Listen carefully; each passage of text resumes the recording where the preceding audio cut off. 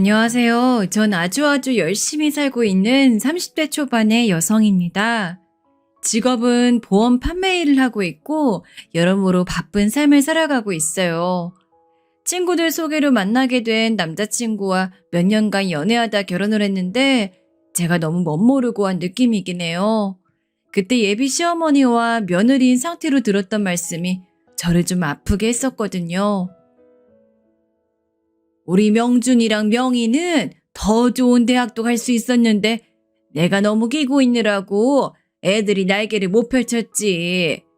근데 혜주는 집에서 많이 신경을 안 써줬나 봐. 대학? 사이버 대학? 아이 그러면 고졸이라는 거 아니야. 누가 요즘 사이버 대학 나온 걸 학력으로 치나? 나보고 깜짝 놀랬잖아. 이런 말을 대놓고 하시길래 저도 순간적으로 기가 죽고 움찔했었어요. 누가 보면 무슨 면접 보러 온 자리인 줄 착각하겠더라고요. 당시에 남친이었던 남편도 놀래서는 엄마 그런 말이 어디 있냐고 말렸어요. 아유 엄마 그러지 마. 왜 그래? 혜주한테 너무 실례잖아.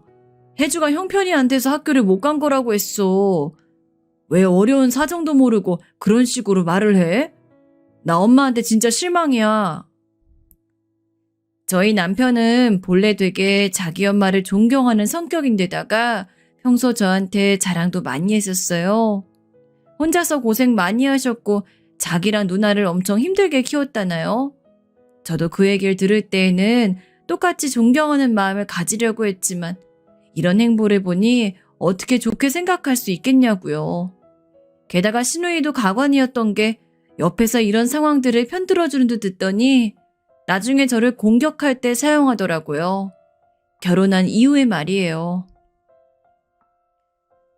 있잖아 혜주야. 혹시 성적이 안 된 건데 너무 친정아버지 핑계 댄 거 아니야? 대학 안 간 거 말이야. 내가 저번에 보니까 엄마랑 우리 다 같이 여행 갔을 때 혜주가 유독 셈이 좀 안 되는 것 같더라고. 수능 점수 얼마 나왔는지 물어봐도 돼? 갈 수 있었는데 못 간 거야? 아니면 못 가까워서 못 갔던 거야?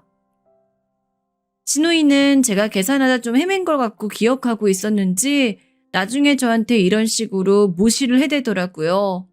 본래 신우이는 처음부터 저한테 이러지 않았고 초기에 우린 아주 잘 지냈었어요. 엄한 자기 엄마를 이해해달라면서 사실 우리 엄마 좋은 사람이라나요?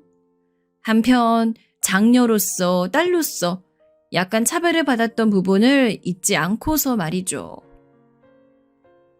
엄마가 약간 명준이한테 되게 집착하는 부분이 있어. 그래서 나도 잘할 때 되게 서운한 거 많았다? 그래도 내가 악착까지 공부해서 거기 대학교 나오고 유학도 다녀오고 회사도 좋은 데 들어가니까 엄마도 결국엔 할 말이 없는 거지. 아무튼 그건 그렇고 혜주는 공부 좀 하지 그랬어. 요즘 같은 때에 고졸이 웬 말이냐고. 엄마가 그거 처음부터 좀 마음에 안 들어 했다? 근데 그거 서운해도 어쩔 수 없어. 우리나란 이러나 저러나 뭐래도 학벌이 중요하니까. 엄마 딴엔 양같이 규소를 드리고 싶은 거겠지. 저는 너무 어이가 없는 게 제가 무슨 연애하는 시기도 아니었고 결혼해서 이미 신혼집에서 잘 살고 있는 사람한테 왜 저런 얘기를 하는 거냐고요. 참지 않고 남편에게 말하는 타입이라 다 얘기했더니 남편은 이제 자기 누나까지 골치 아프게 구니 좀 화가 난 듯 했어요.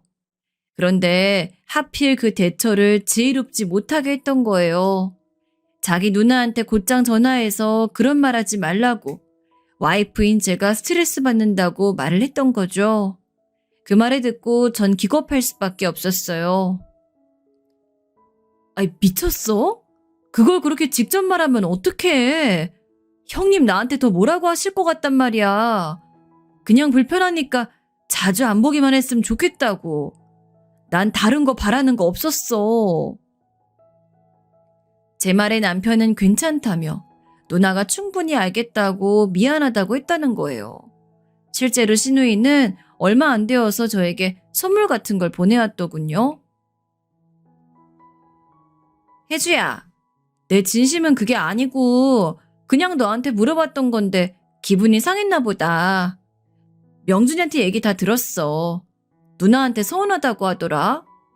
앞으로는 내가 조심할게. 여기 집 케이크 맛있더라고.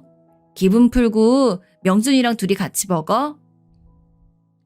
이러면서 고급 빵집 케이크 갖다 주었고 단순한 저는 또 이땐 그냥 그런가 보다 하고 넘겼어요. 그런데 이때에는 신우이도 결혼 문제가 잘 술술 안 풀리니 약간 주눅 들어있던 때였거든요. 제가 기억하는 한에서 아마 인생 최대로 착하던 시절이 아니었나 싶어요. 왜냐면 이후로 신우는 결혼이 잘 성사되어 부잣집 시댁에 시집을 가게 되었답니다. 근데 이때 상견례라는데 신우와 어머니가 되도 않는 허세를 부리려는 거예요. 이때도 얼마나 감정이 상했는지 몰라요. 얘 혜주야, 너 상견례 할 때 대학은 서울에서 나왔다고 해? 그 뭐지? 그래.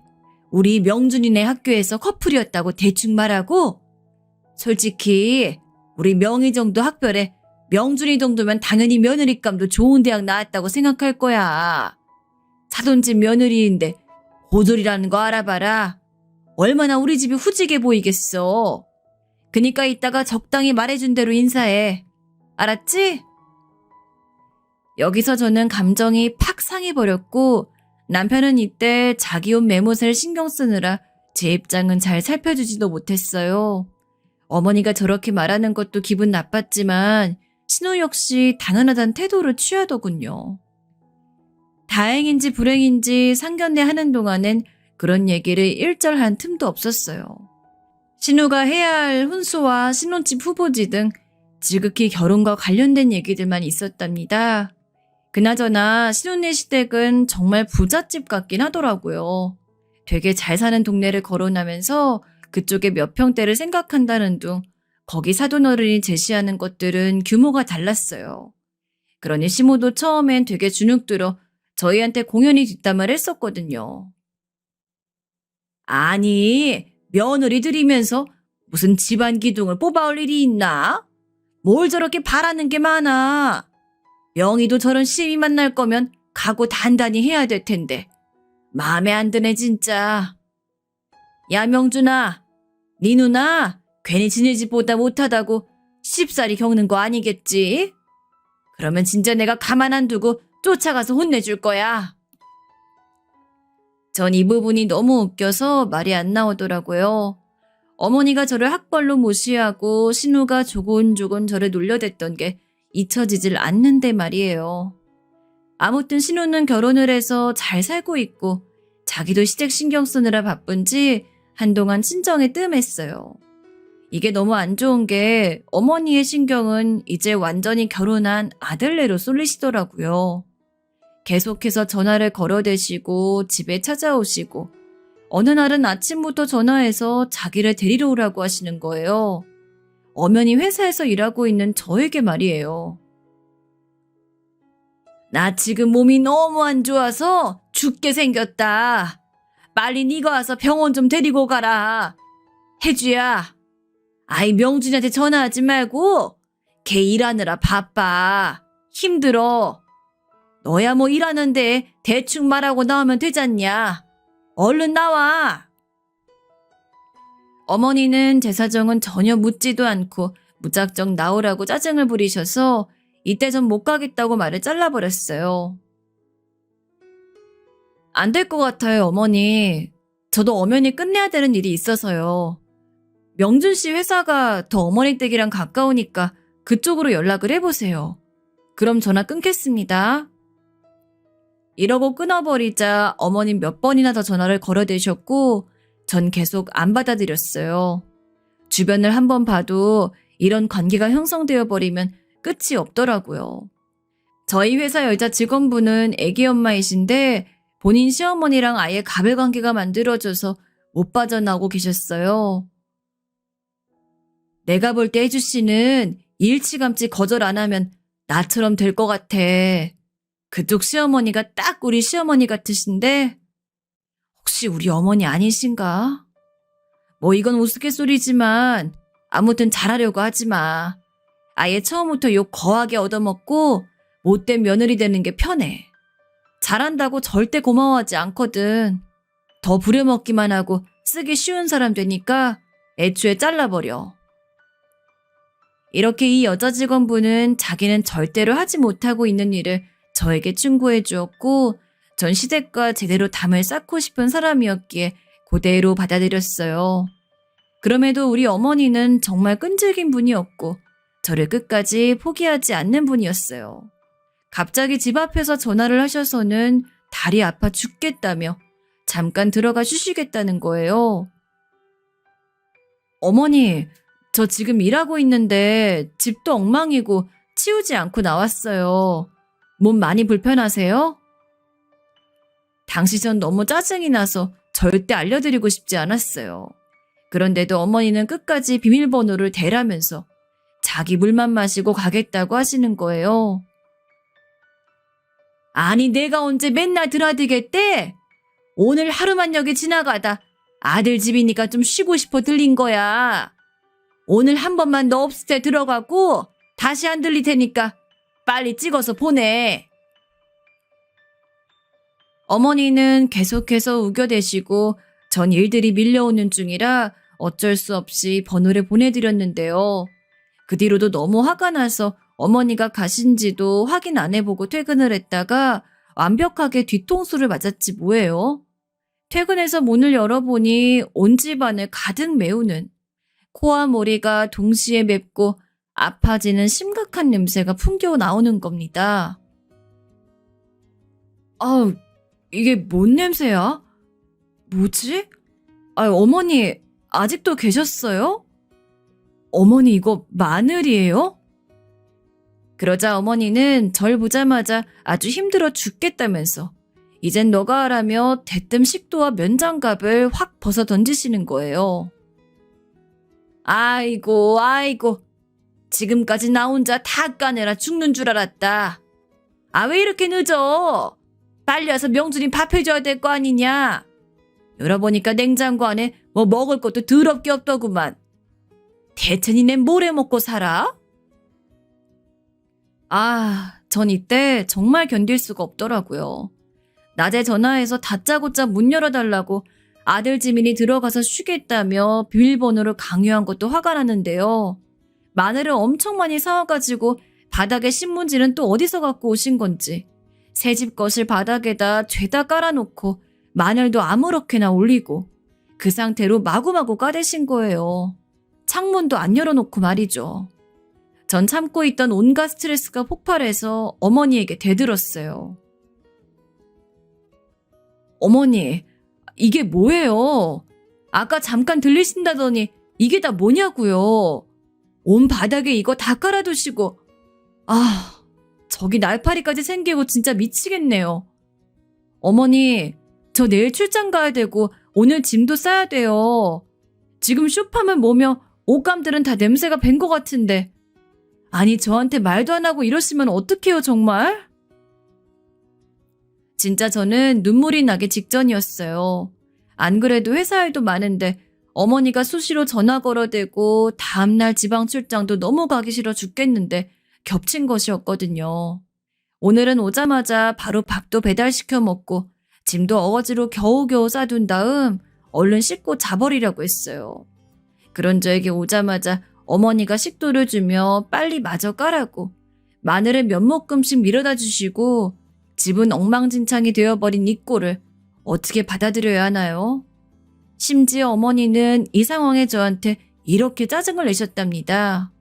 대체 머리 구조가 어떻게 되었으면 이때 며느리한테 본인이 외려 화를 낼 수 있나요? 야, 그럼 난 이거 어디서 까냐? 내가 말했으면 네가 문 열어줄 거냐? 그것도 아니잖아. 네 형님은 집에 바닥에 뭘 깔아서 안 된다고? 지네 집은 절대 안 된다고. 니네 집 까라고 하잖아. 우리 집도 냄새 한 번 배면 안 빠지고 한기도 안 되는 집이야. 니네 집이 여기 새 건물이라 창문도 높고 그러니까 거기서라고 네 형님이 그러길래 내가 무릎도 아픈데 여기까지 온 거라고. 노인네 왔다 갔다 장난하게 하지 말고 얼른 깎아. 출장이야 무슨 내일도 준비하면 되는 거지. 게다가 먹을 것도 하나도 없잖냐. 우리 명준이 참치찌개 좋아하는데 얼른 뭐 좀 갖다 끓여줘라. 이럴 줄 알았으면 올 때 내가 김치도 갖고 오는 건데. 머릿속이 온통 어질어질해지면서 전 정신을 차릴 수가 없었어요. 단도직입적으로 말을 잘라버렸네요. 이때 어머니를 내보낸 걸로 몇 달을 시달리게 되었지만요. 어머니 사정이 어떻다고 하셔도 그게 제가 내일 출장 가는 것과 비교할 수 없어요. 제 일도 중요하다고요, 어머니. 저 일해서 월급 받고 사는 사람이에요. 그거 지장 있으면 어떡해요? 전 회사에 뭐라고 설명해요? 시어머니가 오셔서 마늘 까신다고 밤까지 일 시키시고 옷은 냄새가 다 배서 입을 게 없었다고 말해도 되나요? 저 내일 입고 갈 옷들도 새로 다 빨아서 널어야 되고 지금 집도 한기 밤새도록 해야 돼요. 저한테 처음 전화로 말하신 내용이랑 아예 다른 상황이잖아요. 왜 거짓말을 하세요? 저의 이 한맺힌 발언에 어머니는 이상한 단어에만 꽂혀 마지막 거짓말이란 말만 붙잡고 놔두질 않더라고요. 뭐, 거짓말? 야, 너 집에서 어른한테 그따위로 알아배웠니? 하여간 엄마도 없이 지혜비랑만 밑에 살았다고 하더니 내 진즉부터 나사가 한둘 빠진 게 아닐 거라고 생각했어. 그러니 배운 게 없어서 저렇게 말도 허파 빠진 사람처럼 하지. 어디 어른한테 거짓말이네 주둥이 나불대고 있어? 어머니는 본인이 한 말과 행동을 싹 지우고 제가 한 말만 기억하고 계속 소리를 지르셨고 전 견디다 못해 남편에게 전화했어요. 남편이 제 얘기를 듣고 곧장 자기 엄마에게 전화해서 어머니 나가버리시고요. 전 그 남은 마늘들 싹 다 치우다가 밖에 내놓아 버렸답니다. 결국 늦게 퇴근한 남편이 그걸 실어다 자기 엄마한테 갖다 드리게 되었던 거죠. 어머니는 얼마나 억울했던지 갖다 주러 온 자기 아들한테 미친 듯이 하소연을 했고 남편은 돌아와서 저에게 아쉽단 듯이 말했답니다. 혜주야, 엄마랑 많이 힘들었지. 나도 너 내일 대구 출장 간다는 얘기 들었는데 당황스러웠겠다. 일단 엄마한테 내가 말 잘해놨어. 너무 신경 쓰지 말고 얼른 자. 거실은 내가 치울게.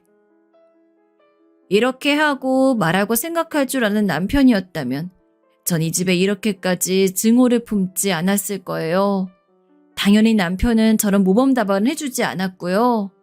이쯤의 상황까지 넘어오니 어쩔 수 없이 자기 엄마 편을 드는 아주 평범한 우리나라 남편이었습니다. 엄마가 많이 서운해하시더라. 그거 마늘 까서 누구 내주겠냐고. 다 너네랑 누나 내주려고 하는 건데 그렇게 야멸차게 보냈다면서?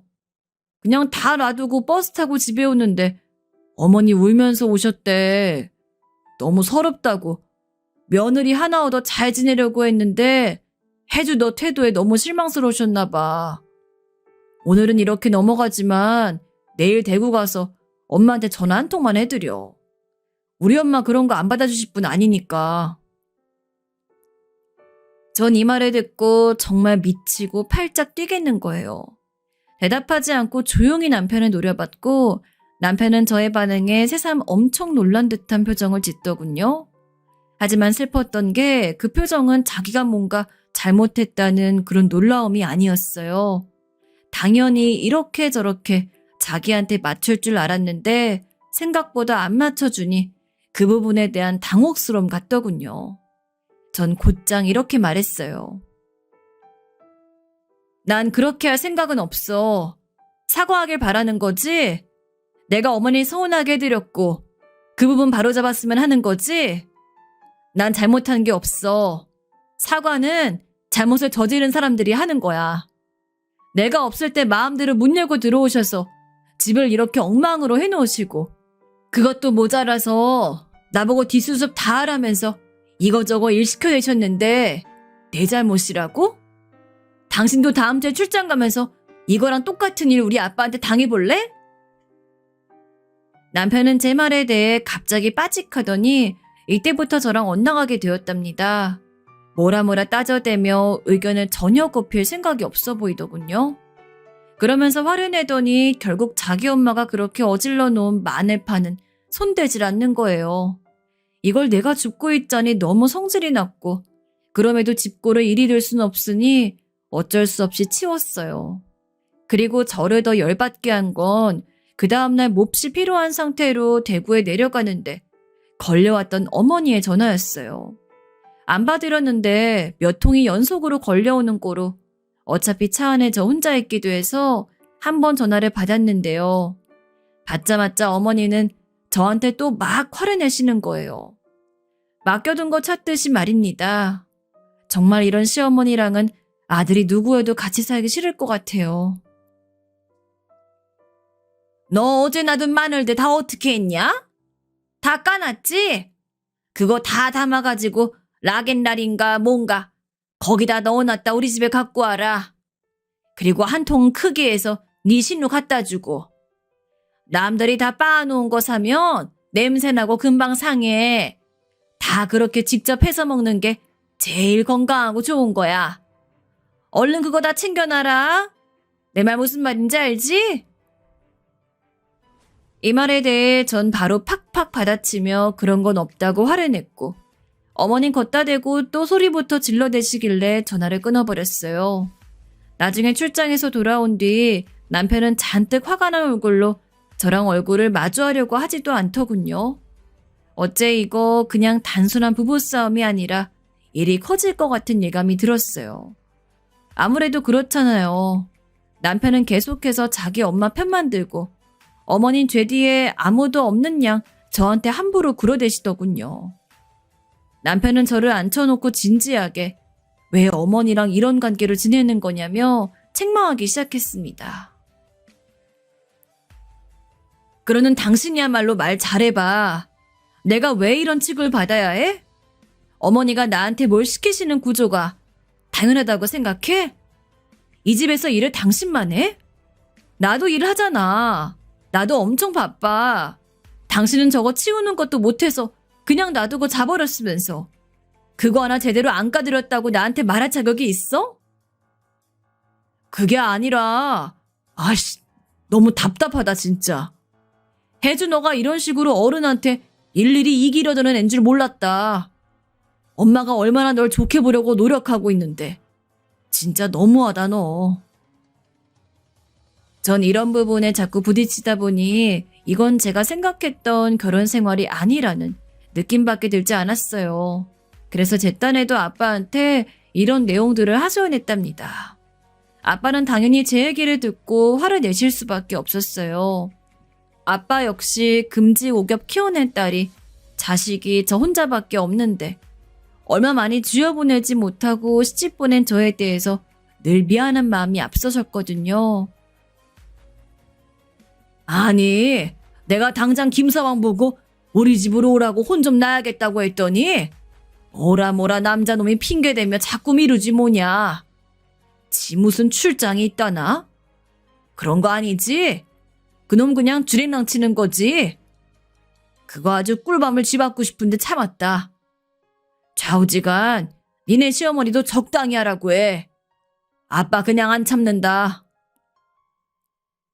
아빠는 꽤 다혈질이다 보니 이런 말 하는 걸 참았지만 하도 남편이 자꾸 지네 엄마 편만 들고 저는 방치하길래 참을 수가 없었던 거예요.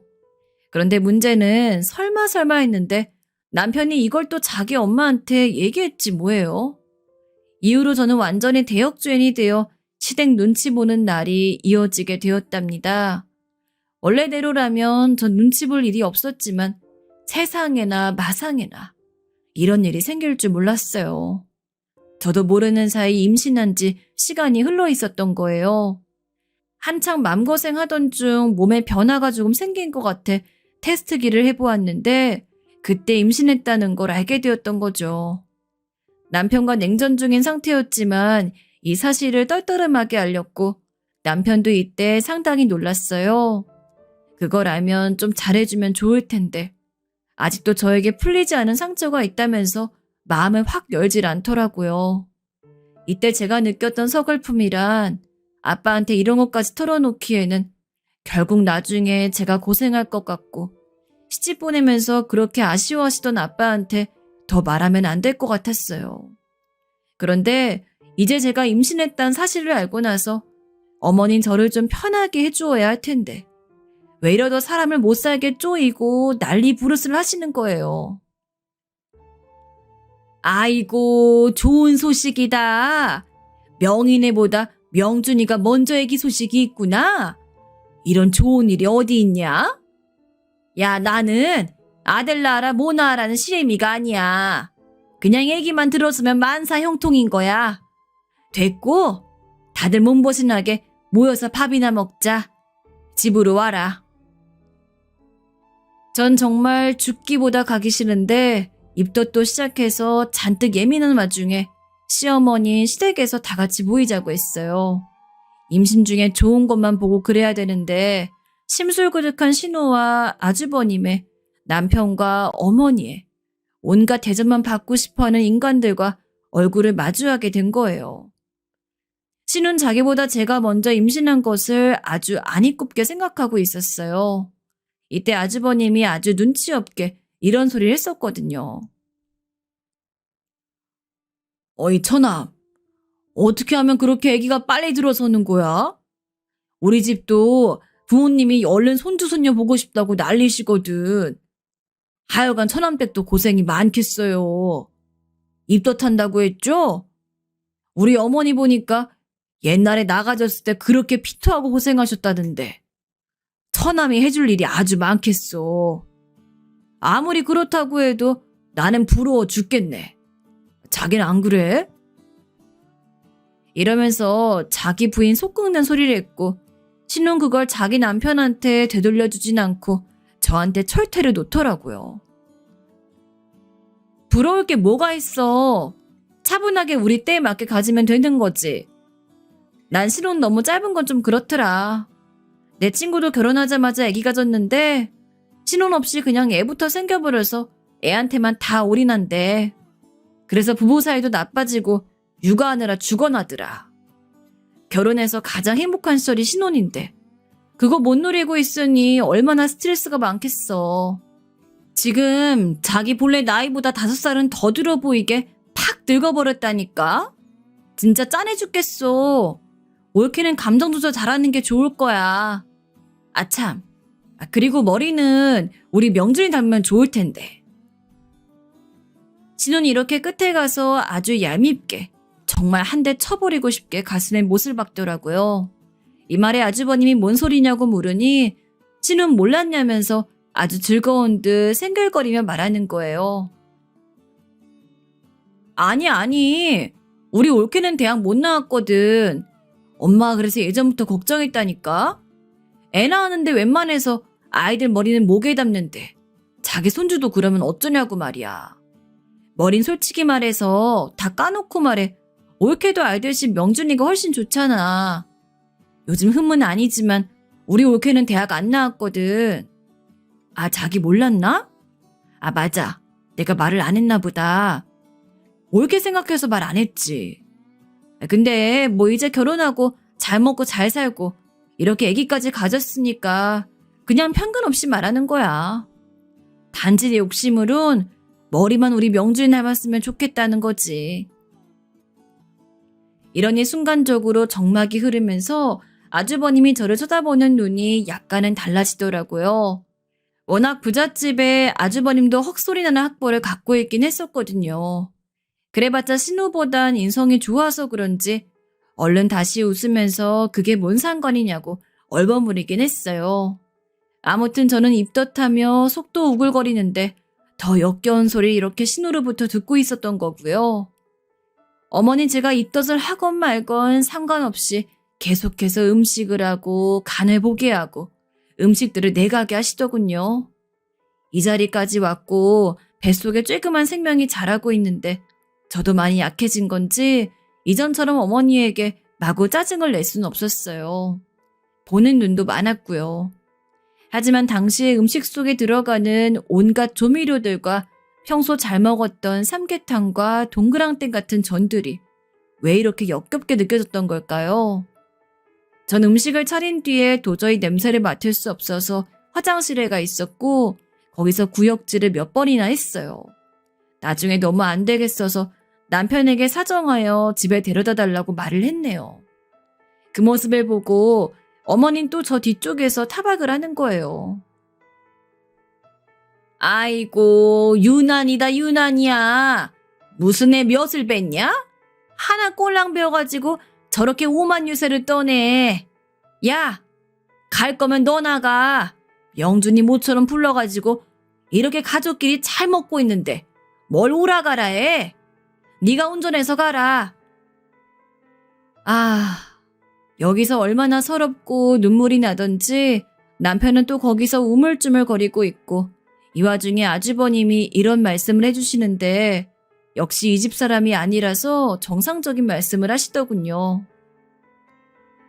아유, 저렇게 힘들어하는데요, 장모님. 정 그러면 천안 먹고 있어. 집 여기서 멀지 않지? 저번에 지나오면 보니까 한 10분 거리인 것 같은데. 내가 태워다 주고 올게. 천암은 여기 있어.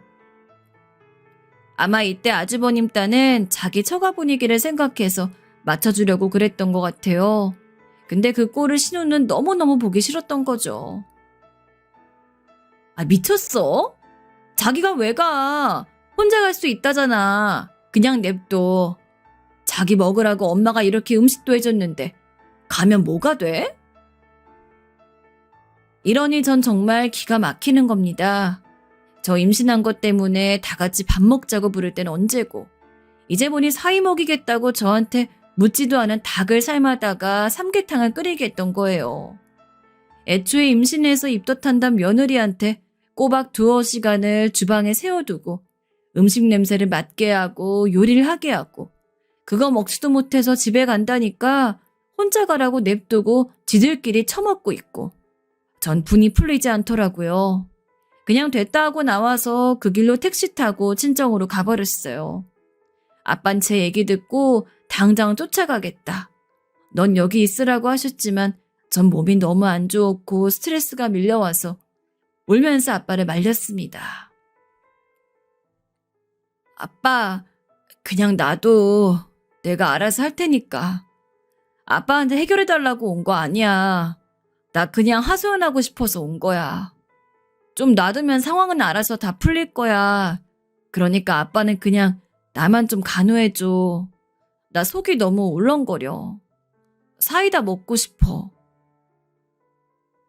아빠는 그 말을 듣고 제가 너무 짠했는지 표정이 순간적으로 일그러지시더라고요. 그 모습을 보고 있으니 전 더더욱 어머니를 용서할 수 없었고 이 상황에 있어 가장 큰 근원이 된 남편이 야속하게 느껴졌어요. 밤 늦지막히 시간이 되어서야 남편에게 전화가 왔는데 아빠가 받아서 차분히 말씀하시더군요. 김서방, 혜주 우리 집에 와 있네. 몸 너무 힘들다고 여기 와서 죽 먹고 잠들었어. 여기 와서 데려가게. 제가 부탁했던 대로 아빠는 가타부타 다른 말은 전혀 하지 않았고 그냥 데려가라는 말만 담백하게 하셨답니다. 남편은 엄청나게 눈치 보며 우리 집으로 떠듬떠듬 기어들어와 저를 부축해가며 인사를 하고 차에 태웠어요. 그러고 돌아오는 길에 저보고 많이 힘들었냐고 예의상 묻는데 전 정말 아무런 대꾸도 하기 싫더라고요. 그때 마음속으로 내가 애만 가지지 않았더라면 이런 생각을 몇 번이나 했었어요. 지금 생각해보면 그런 생각 따위를 했다는 자체가 너무 미안하고 안쓰러워 눈물이 또 나는데요. 아무튼 그때 그렇게 마음 상태가 험난했었더라고요. 이후로도 상황은 전혀 달라지는 게 없었고 어머님 또 전화가 와서는 이런 헛소리 하시는 거예요. 너 그날 보니까 얼굴이 허해가지고 아주 창백해졌던데 당장 회사 그만두는 게 안 낫냐? 아니 생명이 중하지 회사가 중해? 너 지금 다니는 곳은 까짓 거 언제든지 들어갈 수 있는 거 아니냐고. 네가 뭐 대학을 나왔어 뭐가 있어? 고등학교 나온 너도 들어갈 수 있는 회사면 나중에 애 낳고 좀 키우다 돈 벌러 들어가면 되지 뭐. 네가 뭔 걱정이냐? 네 신우나 좋은 학벌 갖고 들어간 회사 한번 나가면 끝인 거지. 좌우지간 회사 때려치고 집에서 명준이 내조 잘하면서 애기 뱃속에서 잘 키울 생각이나 해라. 어른 말 좀 새겨 듣고. 이러면서 자기 할 말만 하고 아주 멋지게 전화를 끊어버리셨답니다. 이런 소리들이나 듣고 있으니 입덧이 끝나지 않은 와중에 깊은 우울감이 몰려와서 밥도 먹기 싫어지고 하루하루 말라가던 사이 남편이 갑자기 저한테 여행을 제안하더라고요. 우리 회사 직원들 말론 임신했을 때 아니고 애 태어나면 둘만의 시간 갖기 힘들대. 당신 조금 나아진 거 아니야? 잠깐 근교로 여행 다녀오자. 어? 남편은 아주 호기롭게 다정한 남편의 모습으로 이런 제안을 했는데요. 전 조금도 고맙지 않았어요. 그냥 집에서만 누워있고 싶고 집안일이고 아무것도 안 하고 며칠은 푹 잠만 잤으면 좋겠는데 뭘 또 번잡스럽게 가자고 하는 건지 마냥 싫더라고요. 하지만 냉전 중에 있던 남편이 간만에 한 제안이었고 어찌되었건 우린 둘 다 엄마 아빠가 되어 함께 뜻을 맞춰야 하는 사이잖아요. 일단 알겠다고 수락했고 그 다음 주에 떠듬떠듬 여행을 준비해서 차에 탔어요. 남편은 맛집을 검색하는 저에게 갑자기 돌연 이런 말을 하는 거예요. 전 순간 꿈인가? 하는 생각까지 들었답니다. 저기 중간에 잠깐 엄마네 들릴 거야. 엄마도 가신다고 하시더라고. 내가 어제 전화하면서 얘기했는데 가서 같이 챙겨주고 싶다고 하셨어. 포천 근처는 엄마도 되게 좋아하는 곳이거든. 이러니 전 그만 폭발해서 남편에게 당장 차를 세우라고 했습니다. 와, 당신은 내가 바보로 보여? 나 지금 몸 안 좋은데 당신이 가자고 하니까 가는 거야. 근데 그런 자리에 어머니랑 같이 가자고? 내가 가서 편하게 있을 수 있을 것 같아? 장난하냐 지금? 제가 아주 우악스럽게 저 스스로도 놀랄 정도로 마구 소리를 지르자 남편은 좀 놀라는 기세더니 이내 저를 막 달래는 거예요. 바보로 보다니. 절대 그런 거 아니야. 당신 생각해서 우리 애 나오기 전에 어머니랑 어색한 관계도 좀 정리하고 그러자고 가는 거라고. 나는 절대 나쁜 뜻이 아니야. 난 혜주 너의 뜻을 존중하려고 해. 여행 가서도 내가 다 돕고 하나부터 열까지 전부 신경 쓸 생각으로 준비했어. 그냥 말한 거 아니야. 그렇게 화내지만 말고 이번엔 좀 내 뜻에 따라줘. 내가 평소에 이런 부탁 안 하잖아. 남편은 아주 안절부절 애걸복걸해가면서 사정을 했고 전 평소답지 않게 저 자세로 나오는 모습을 보니 약간 좀 다르다는 느낌은 받았어요. 하지만 너무너무 짜증이 나 있었고 도저히 갈 마음이 나지 않더라고요. 저한테 한마디 상의도 없이 억지로 사이를 붙이려는 모양새가 너무 싫었어요. 그래도 어쩔 수 있겠나요. 이미 준비는 다 되어 있고 남편이 저렇게 사정사정을 하니 어디 한번 두고 보자는 생각으로 가게 되었습니다. 남편은 완전히 뭔가 작정한 듯 익숙하게 어머니들 앞에서 전화를 걸었고 어머니는 잔뜩 심통난 얼굴로 차에 올라타시더라고요. 이때부터 예감이 아주 안 좋았지만 전 최대한 좋은 생각을 하려고 했고 그 꽉꽉 막혀있는 차 안에선 한마디도 하지 않았어요. 단 한마디라도 엮였다가는 어머니 기분은 둘째치고 제 기분이 상하는 게 걱정스러웠거든요. 하지만 억지로 이 분위기를 깨보겠다고 남편이 자꾸 어설프게 말을 걸었고 어머닌 계속 틱틱대며 저한테 기분 나쁜 티를 내시더군요. 아이고, 자고로 며느리가 잘 들어와야 한다고 했어. 네 누난 그렇게 시댁에 잘하더라. 아주 입에 혀처럼 그 집 딸내미 마냥 군다고. 나는 내 딸 남의 집에 줬는데 나는 왜 생기는 게 하나도 없냐? 아이고, 내 팔자야. 이 말에서부터 전 어머니가 이 여행에서 단단히 대접받게 원하신다는 생각이 들더라고요. 불쾌한 기분은 견딜 수가 없었지만 일단 꾹 참고 남편에겐 피곤해서 자겠다고 하고 눈을 감아버렸어요. 그러자 어머니는 그것도 못마땅하셨는지 혀를 쯧쯧 차셨고 남편은 자기 좀 살려달란 표정으로 저를 보더라고요. 분위기 좀 맞춰달란 표정이었는데 단칼에 외면하고 고개를 옆으로 꺾어버렸어요. 그렇게 달리고 달려 숨막히는 차 안을 쭉 지나 진짜로 제가 잠깐 잠들었을 무렵 여행지에 도착했고요. 맛집이라고 검색해두었던 곳에 도착해서 들어가게 되었어요. 그리고 여기서 그 대망의 사건이 터지게 되었답니다. 사실 다시 생각해도 잊을 수가 없지만 어쩌면 그것 때문에 저는 큰 결정을 할 수 있었던 것 같아요. 여기서 어머니는 도저히 있어선 안 될 일을 제게 벌이셨고 식당 아주머니가 뛰어나와 뜯어 말릴 정도로 일이 커져버렸답니다. 이유인즉슨 칼국수를 먹으러 갔다 숟가락을 탁탁 놓는 제 모습이 마음에 안 든다며 딴지를 거시는 것부터 시작했어요. 야, 너 나한테 기분 나쁜 거 있냐? 어디서 어른 앞에서 그렇게 탕탕거리며 입이 대빨 나와 있어. 네 남편이 이렇게 모시고 와줬으면 고마운 줄 알아야지. 하여간 배불렀다고 어지간해 남의 아들 부려먹고 앉아있네. 전 버티고 버티다가 이제 차 밖으로 나오니 더 이상 그냥 넘기기 싫더라고요. 그래서 맞받아쳤고 어머닌 저에게 상식 밖의 행동을 질러버리셨습니다. 어머니, 저한테 너너거리지 마세요. 저 오늘 여기 오고 싶지 않았는데 하도 남편이 오자고 해서 왔어요. 어머니도 저한테 말 함부로 하지 마세요. 먼저 드시라고 숟가락 놔드린 것뿐인데 왜 그렇게 저한테 화를 내세요? 그러자 어머니는 왁 하고 눈에 불이 붙어선 소리를 질러대며 아주 분에 못 겨워하시더군요. 야, 이게 진짜? 어디서 고등학교 졸업한 나부랭이 받아줬더니 지주제 모르고 똥인지 뭔지도 모르고 기어오르네. 아유, 내가 너 이뻐서 며느리 삼아 데리고 있는 줄 아냐? 너 진짜 배만 안 불렀어도 그냥 안 뒀어. 너 가만 안 뒀다고 이거사. 아니 제가 무슨 배가 나왔다고 이제 임신 초기에 입덧 끝물에 있는 저한테 엄청 한맺힌 소리에 쏟아부으시는 거예요.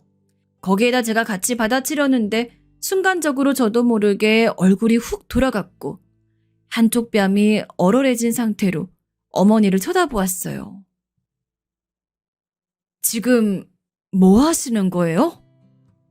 아유, 엄마, 왜 이래 진짜? 왜 그러냐고요, 왜? 당시 가운데에서 죽을 상을 하고 양쪽 얼굴을 번갈아 보던 남편은 귀를 쓰고 말리면서 어떻게든 뜯어내보려고 악을 쓰더군요. 그나마 자기도 눈치는 있어서 당시엔 제가 더 약자란 인식이 있었던 것 같아요. 하지만 저를 막아서는 자기 아들을 보고 어머니 완전 눈이 더 돌아버린 것인지 손을 뻗어 더 때리려는 거를 칼국수집 서빙하시던 아주머니가 뜯어 말리셨답니다. 아이고 사모님, 왜 이러세요? 이러지 마셔요. 진정 좀 하셔요. 모든 사람들의 시선이 일제히 우리에게 꽂히고 어머니는 이제서 주변 상황이 파악이 되는지 그땐 조금 주춤하는 게 보였어요. 전 그대로 차로 가려다가 발이 꼬여서 넘어졌고 모든 상황이 너무 엉망진창이고 원망스럽고 어쩔 줄을 모르겠더라고요. 남편이 어정쩡하게 뛰어와서 부축을 해주는데 몸이 너무 안 좋고 스트레스가 심해 눈물이 주르륵 흘렀습니다. 그런데도 어머니는 뒤에서 이따위 말을 하시는 겁니다. 얼씨구 질질 짜는 거 봐라. 시미한테 말을 곧다구로 싸가지 없이 하고 어디서 질질 짜고 있어? 너 아주 오늘 날 잘 만난 줄 알아. 남편은 제발 엄마한테 그만 좀 하시라고 하는데 전 이제 그냥 모든 걸 다 놓고 싶은 기분이 들었어요. 이미 가게 밖 마당으로 나왔고 전 남편에게 비켜보라면서 어머니를 똑바로 마주보았어요. 그리고 곧장 눈앞에서 아빠에게 전화를 걸었어요. 어머닌 절 아주 미쳤단 식으로 흐린 눈을 하고 쏘아보고 있고 전 아빠한테 전화해서 모든 상황을 다 말했습니다. 아빠. 나 못 살겠어, 아빠. 지금 와. 여기로 와. 아빠가 해결해줘. 그러자 어머니는 저한테 어디서 으름장을 놓냐며 꼴값이라고 또 제 주변으로 성큼성큼 걸어오시더군요. 뭐? 얼씨구? 이게 아주 사람을 윽박지르고 난리가 났네? 그래, 너 그렇게 근본 없는 멍청한 애였어. 그런데도 용케 우리 명준이 같은 신랑 얻어가지고 살게 되었으면 입 다물고 살았어야지. 시애미를 산같이 모셨어야지. 그렇게 눈 부릅뜨고 지금 뭐가 어쩌고 어째? 네가 아주 정신이 제대로 나갔구나. 이어서 정말 아무것도 잃을 것 없이 쏘아놓는 제 말에 어머니와 남편의 표정은 점점 변해가더라고요. 어머니, 진짜 무식한 사람은 어머니시죠. 사람 함부로 무시하고 그러다가 나중에 그 뒷감당 어떻게 하시려고 그러세요? 앞일 뒷일 가리지 않고 이렇게 사람 함부로 밟고 있다가 그거 뒤도 새도 모르게 얻어맞을 생각은 하나도 안 하시는 거예요? 저 보통 몸도 아닌데 이렇게 함부로 대해가면서 개망신 주고 엉망으로 해놓고 우리 아빠 얼굴 볼 자신 있으세요? 저한테 그렇게 고졸이네 근본 없네 무식하네 하시는 건 제 뒤에 있는 우리 아빠도 개무시하는 거 맞잖아요. 잘 됐어요. 이참에 태도 확실히 하시고 제대로 당하시는 게 좋을 거예요. 나중에 저는 아빠에게 스피커폰으로 전화 걸어 어머니 들으시라고 크게 말했어요. 아빠, 나 이혼할 거야. 나 이 집안 애기 낳기 싫어. 나 무슨 꼴 당한 줄 알지? 내가 그동안 아빠한테 참아달라고 했는데 나 그러기 싫어. 기다려봐. 여기 어머니 옆에 있으니까 아빠 할 말해. 그리고 전 덧붙여서 어머니에게 말했어요. 우리 아빠 그동안 제 뒤에서 어머니가 저한테 이따위라는 거 다 알고도 그냥 참고 있었어요. 힘도 뭣도 없어서 그냥 있던 거 아니고요. 어머니 봐준 거예요. 어디까지나 미친 짓 하나 보려고 기다렸던 것도 있고요. 아빠 옛날부터 이런 일 있으면 참지 않던 사람이고 여럿 무섭게 해결한 전적이 있어요. 뭐 기사라도 보여드려요? 자꾸 저한테 질질 짠다고 하시는데 이제 질질 짜는 입장은 어머니가 될 텐데요. 전 이를 악물고 덜덜 떨어가면서 눈을 부릅뜨고 말했고 하도 제가 날이 서 있어 그런지 남편도 그때부턴 저에게 말을 못 걸더군요. 어머니 움찔하면서 여전히 눈을 시퍼렇게 뜨고 있었고 아빠는 스피커폰으로 어머니에게 고함을 질렀어요. 다 없애버리기 전에 좋은 말 할 때 그 자리에 가만히 움직이지 말고 그대로 계쇼. 움직이면 집까지 쫓아갈 테니까. 나 이제 그쪽이랑 사돈이고 뭐고 없소. 눈에 뵈는 거 없으니까 그간 우리 딸내미한테 한 짓거리 하나하나 다 계산해서 돌려줄 테니까 그대로 있어요. 아들 앞에서 험한 꼴 당하기 싫으면. 그리고 아빠는 전화를 끊어버렸고 어머니는 아빠가 고성을 질러대니 그때마다 눈을 번뜩이긴 하더라고요. 그러면서 자기 딴엔 제 앞에서 또 센 척하겠다고 어디서 그지 같은 근본 없는 것들이 주접을 떠냐고 중얼거리는 거예요. 아, 어머니, 여유 부리실 때가 아닌데요? 이제 어머니고 뭐고 아무것도 아닌 관계니까 한번 보실래요? 기다려봐요. 우리 아빠가 움직이지 말고 여기 있으랬으니까 있어 보라고요. 그렇게 자신 있으면. 참네, 내가 이런 걸 결국 보여주게 되네. 전 제 핸드폰에서 예전 기사 하나를 찾았고 지역에서 힘을 쓰는 집단의 험한 일이 기사로 났던 그 내용을 어머니와 남편에게 보여주었어요. 지금 오고 있는 우리 아빠 이 일했던 사람이에요. 아주 옛날 일이지만 그 뒤로 자식인 저 키우겠다고 바닥에서부터 고생 열심히 키워냈고요. 하지만 여전히 그때 근성은 있어서 열불나는 일은 안 참아요. 특히나 어머니처럼 진짜 분수도 모르고 나대는 사람한텐 참지 않습니다. 기대하세요. 제 말에 계속해서 핸드폰을 응시하며 눈을 떼지 못하는 어머니와 남편 앞에서 전 곧장 핸드폰을 확 치워버렸어요. 그리고 땡볕 아래 계속해서 아빠를 기다렸고요. 거의 1시간하고도 10여 분쯤 지났을까. 아빠로부터 전화가 왔어요. 어머니 완전 긴장한 얼굴로 차 안에 들어가 있었고 전 칼국수집 앞쪽 카페에 있었거든요.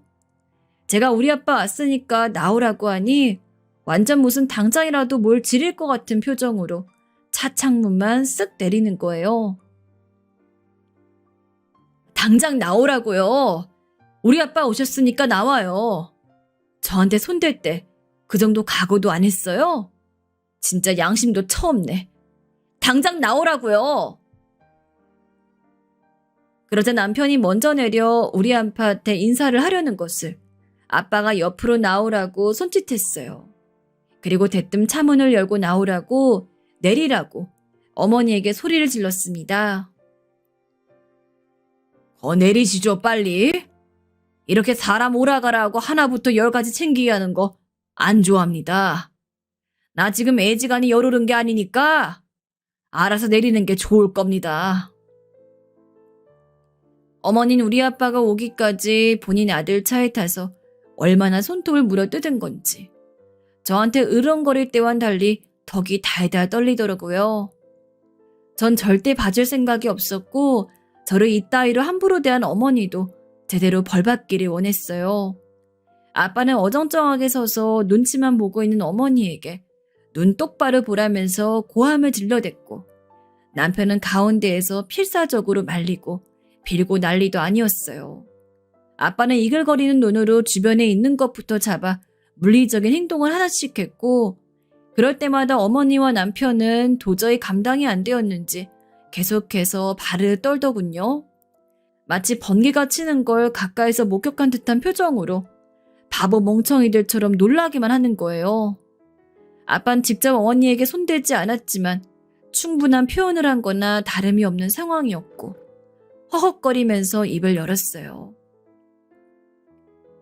이것 보세요. 내가 확답을 받아야겠어. 내 딸 임신한 거 그쪽도 잘 아는 거 아닙니까? 어쩌시겠어요? 얘는 이혼한다는데 나는 귀한 딸 임신했는데 애 혼자서 키우는 걸 못 봐요. 근데 어쩌겠어. 정심하면 이혼시켜야지. 근데 이혼시키는 날 그쪽이랑 나랑 둘 다 한쪽은 엉망이 될 거야. 어떻게 할래요? 너네 집 귀한 자식 불러다 가족으로 들였으면 가족같이 대해줘야지. 먹같이 대하면 어째? 너네 집 자식 눈에 눈물 흘리게 만들면 그쪽 집 자식은 아주 공중에서 분해가 될 줄 알아요. 어때? 내 말 이해했어요? 뭔 말인지 알겠죠? 네, 오늘은 이렇게 하고 사돈으로 남을 기회를 드리는데 한 번 더 마주하게 될 땐 다 이를 각오하고 만납시다. 뭔 말인지 알아요? 알아들었냐고? 대답을 왜 이렇게 시원찮게 해? 더 보여줄 게 남았어? 여기서 전 아빠와 의견이 달랐던 게 전 이혼할 생각이었거든요. 근데 아빠는 계속 있어보라면서 여지를 주더라고요. 슬쩍 어머니 쪽을 쳐다보니까 아주 땅에 발이 묶인 사람처럼 오들거리면서 정말 소변이라도 지린 사람처럼 엉성하게 있었어요. 그걸 보고 있는 남편도 완전히 얼어 있었고 그냥 그렇게 있었답니다. 그 뒤로 어떻게 됐냐면요. 그렇게 해서 전 아빠 차를 타고 남편은 남편대로 어머니 모셔다 드리고 각자 집으로 돌아왔어요. 그날 이후로 어머니는 정말 뒤도 새도 모르게 잠적해버렸고 남편은 우리 아빠가 명한 대로 일주일에 한 번씩 전화를 드리고 있네요.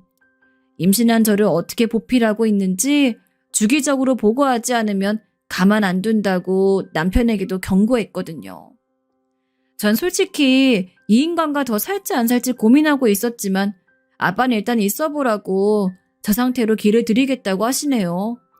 남편도 계속해서 아빠 눈치를 보고 맞추고 있는 실정이고 어머님 물론이고 신우까지 온갖 잡음이 제 주변에서 사라졌어요. 아빠가 한번 나서고 난 뒤에 모든 것이 정리되었고 저도 이렇게까지 하고 싶지 않았지만 이번엔 정말 크게 느끼게 되었네요. 살면서 쓸 수 있는 기술이나 뭔가가 있다면 주저 말고 쓰라는 교훈 말입니다. 기술이나 극비의 무기라고 할 것까지 아니지만 만에 하나 우리 아빠 같은 특수한 상황이 아니었다면 전 정말 상상도 하기 싫어요. 우리 어머니처럼 사람 얕잡아 보고 갑질하는 인간들은 정말 저렇게 인생의 어느 시점에서건 제대로 개망신을 당해봐야 되는 것 같아요. 어머니 쪽에서 저를 차단한 건 아닐까 싶을 정도로 정말 그 지겨운 소음 같던 연락이 전혀 오질 않아요. 남편과 둘만의 삶만 이어지다 보니 크게 싸울 일도 없고 역시 모든 원흉은 어머니였단 생각만 들 뿐이네요. 전 순조롭게 출산을 기다리고 있고 현재로선 특별한 문제 없이 살고 있어요.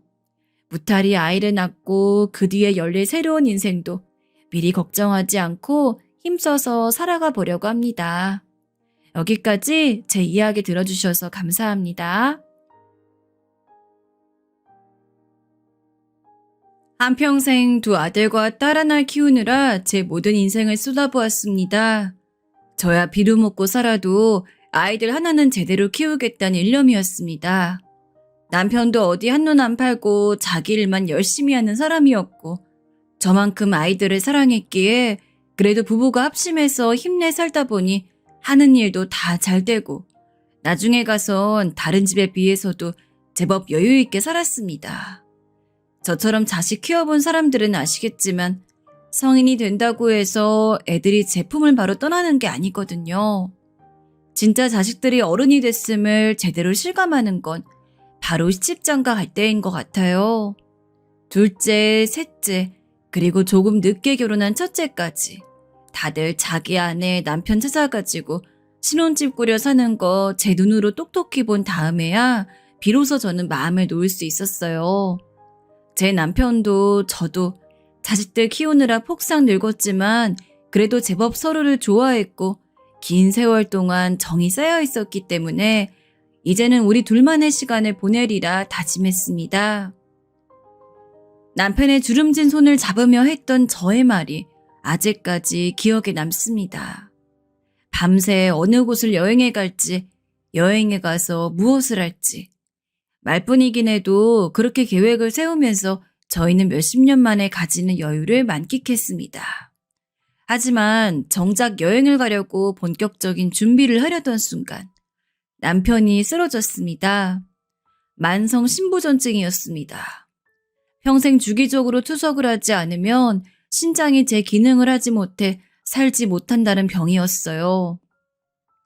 청천벽력 같은 소식에 저도 자식들도 남편을 돌보느라 애썼습니다. 젊은 나이가 아니었던지라 남편은 그 병을 계기로 눈에 띄게 쇠약해졌어요. 제법 당당한 풍채를 지니고 있었는데 살이 빠져 왜소해지고 눈밑이 거뭇해서 정말 당장이라도 죽을 것만 같이 보였습니다. 자식 녀석들은 어땠을지 모르겠지만 솔직히 저는 어느 정도 각오하고 있었어요. 남편이 이대로 영영 떠날 수도 있다는 것을 말이죠. 결과적으로 저의 예측이 들어맞긴 했지만 그래도 남편은 1년가량 저희 옆에서 버텨주었습니다. 여보, 많이 힘들지? 나 간호하느라. 미안해. 당신 힘들게 하고 싶지 않았는데. 아니에요. 그런 말 마요. 나 하나도 힘들지 않아. 하지만 남편은 이내 버티지 못하고 눈을 감고 말았어요. 남편 옆에서 울어도 마르지 않은 눈물을 터뜨리고 앉아있는데 새삼 일이 빠르게 남편을 데려간 하늘이 너무나 원망스럽더라고요.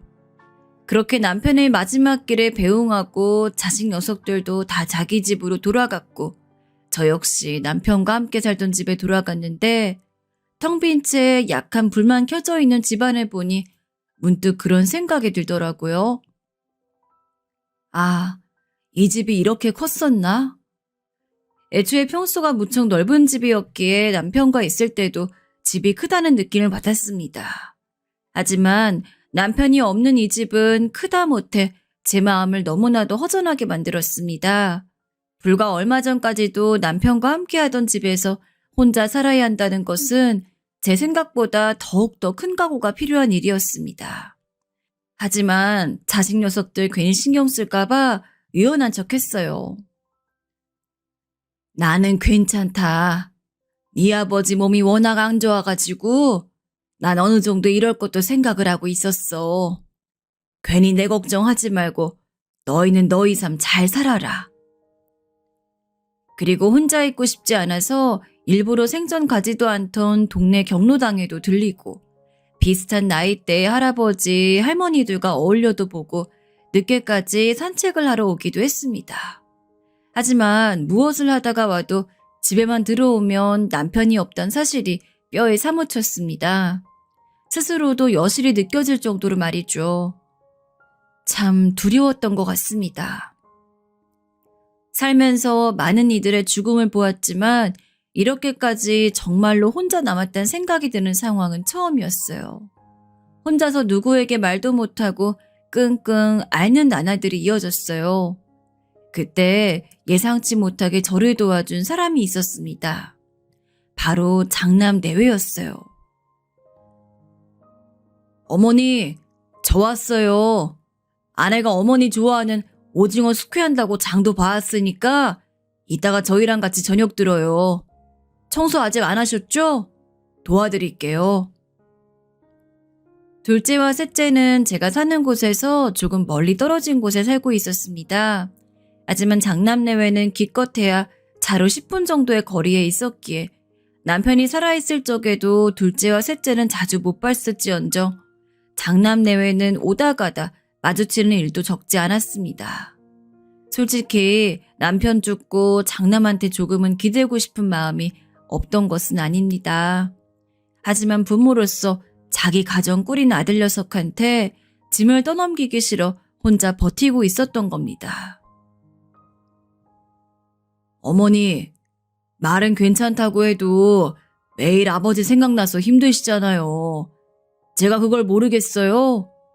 어머니가 저희 생각해서 일부러 괜찮다고 이야기하시는 거 알지만 그래도 자식인 저한테 좀 기대해 주셨으면 좋겠어요. 맞아요, 어머님. 어머님이 저나 그이한테 죄송해 하실 거 하나 없어요. 앞으로도 저희가 자주 들릴 테니까 필요한 거 있으시거나 아니면 적적하다 싶으실 때 아무 때나 연락 주세요. 아이고, 고마워라. 말만이라도 너무 고맙구나. 장남이랑 며느리가 따뜻한 말을 골라 저한테 그렇게 이야기하는데 나이 먹고 주책이지만 눈물이 찔끔찔끔 날 뻔했습니다. 사실 장남은 저희 부부 애를 많이 태웠습니다. 바로 결혼 때문이었죠. 마흔이 넘어서도 장가를 가지 않아 골머리를 썩혔었는데 결국엔 좋은 신부감을 얻어 지금 이 애미한테 큰 힘이 되어주니 그래도 내가 자식놈 하나는 제대로 키웠다 싶고 며느리도 너무 마음씨 예쁘고 성품이 곱다는 생각도 들고 사실 장남 녀석에 대해 잠시 말하자면 이 녀석은 사춘기 적부터 속을 꽤 썩이던 녀석이었어요. 사실 집안의 장남이라 전 기대가 많았어요.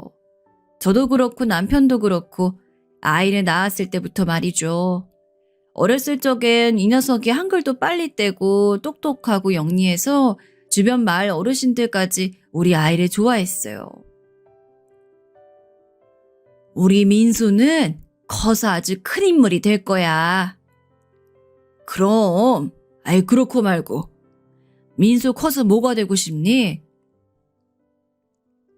저는 커서 대통령이 될 거예요. 아니면 국회의원이요.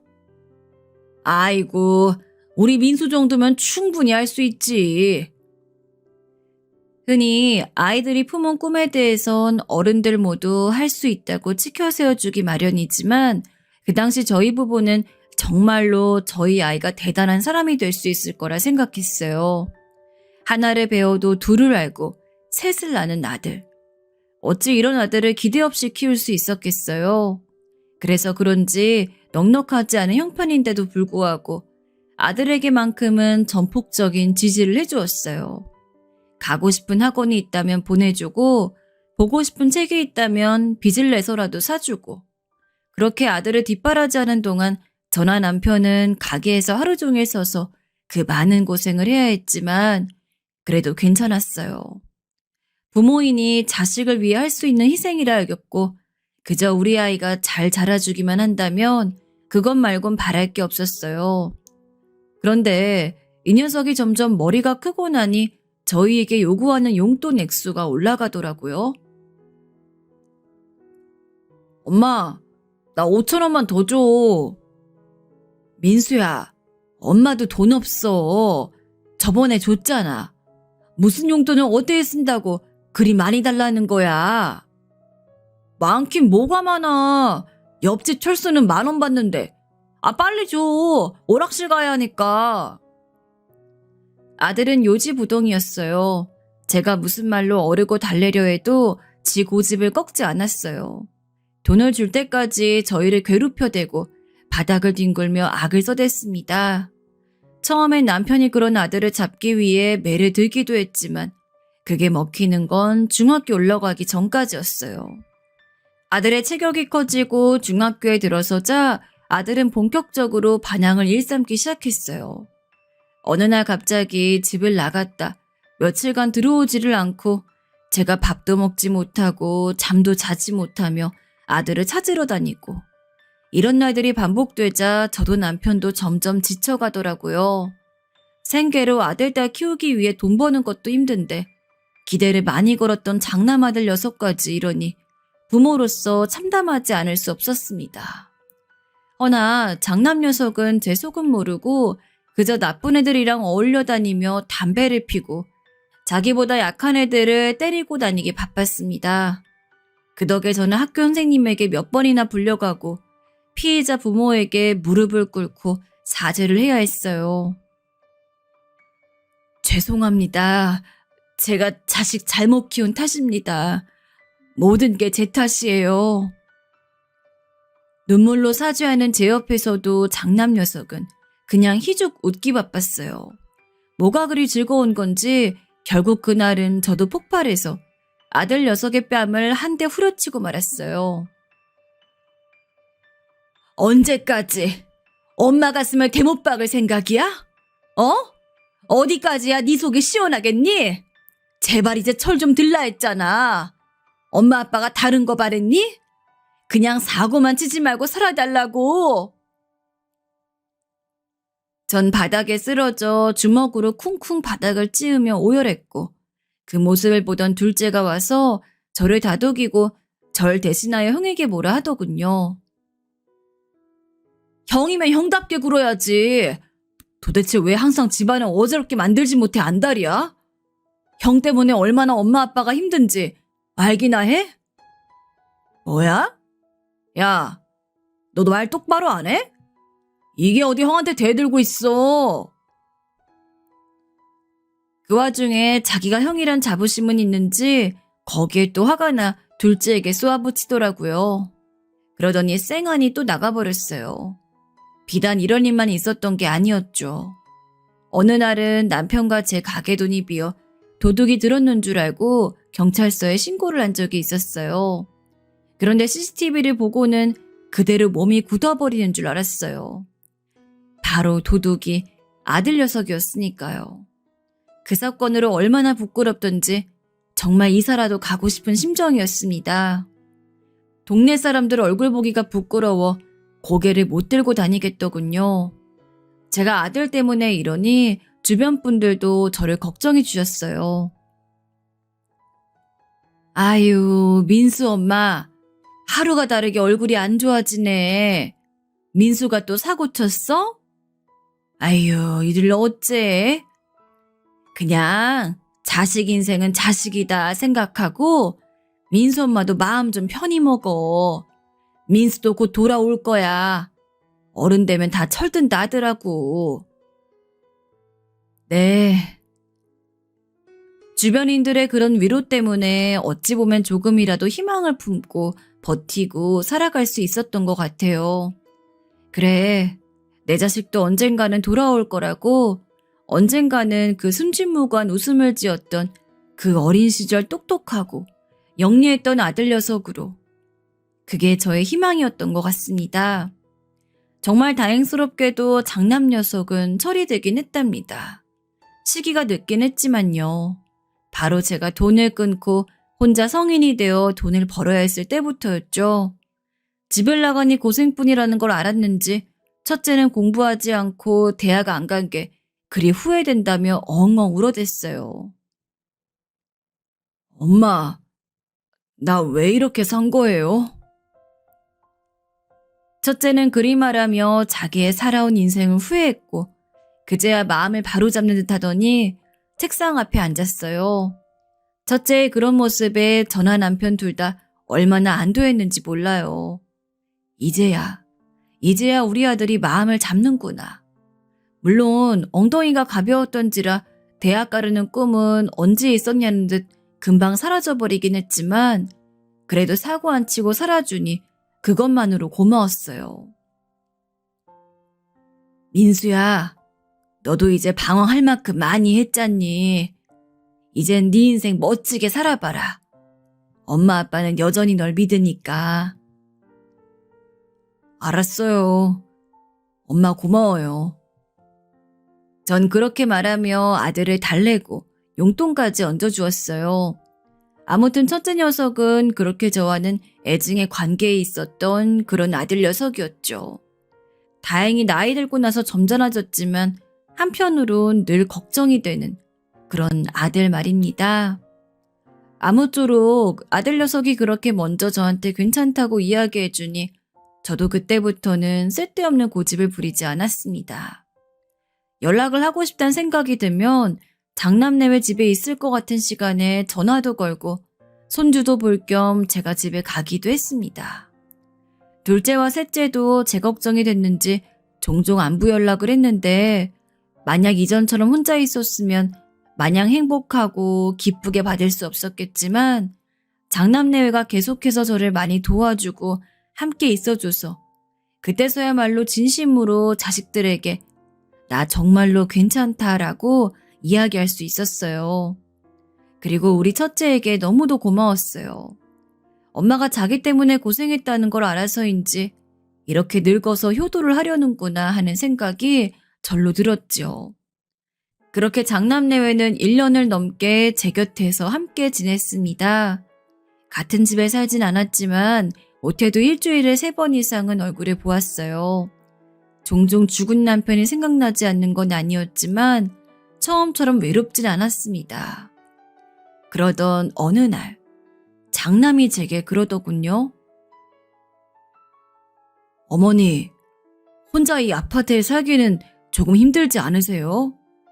물론 저랑 아내가 자주 찾아오긴 하지만 그래도 어머니가 혼자 있는 시간이 긴데 저랑 아내가 곰곰이 생각해봤는데 어차피 지금 1년 가까이 어머니랑 함께 지냈고 아내도 어머니가 너무 좋다고 해서 괜찮으시면 이 집 팔고 저희 집에서 함께 사시면 좋을 것 같아요. 맞아요, 어머님. 어머님도 손주들 더 자주 보고 싶기도 하시잖아요. 저희도 어머님 댁에 들릴 때 가급적이면 매번 애들 좀 데리고 오고 싶긴 한데 사정이 여의치 않을 때도 있고 그렇다고 어머니가 매번 오시기에는 가깝긴 하더라도 힘드실 테고 저희도 많이 고민하고 생각한 거예요. 그러니까 어머님, 저희랑 함께 살아요. 네? 솔직히 고민이 안 될 수가 없는 상황이었습니다.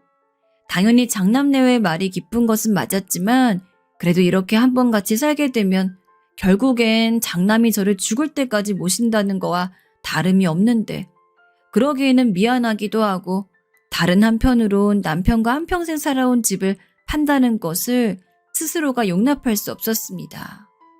살아생전 남편과 아주 애틋하게 지낸 것은 아닙니다.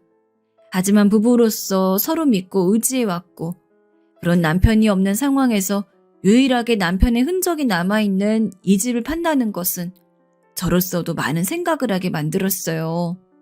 하지만 제가 고민을 할 때마다 장남내외가 자기들이 효도 열심히 하겠다면서 몇 번이고 저와 함께 살고 싶다는 의사를 표명했습니다. 엄마, 같이 살아요. 네?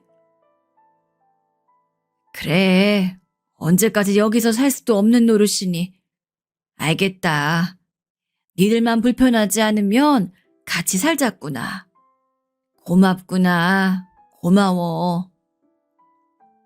결국 저는 장남내외의 설득으로 지금의 집을 팔고 장남내에 들어가게 되었습니다. 사던 곳보다 집은 조금 좁았지만 혼자가 아닌 다른 가족들과 함께 있을 수 있다는 것은 제게 너무나도 큰 위안이 되었어요.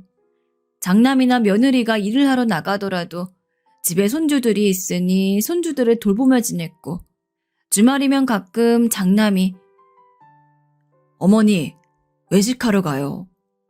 라고 하며 온 가족이서 고기도 구워 먹고 그랬어요.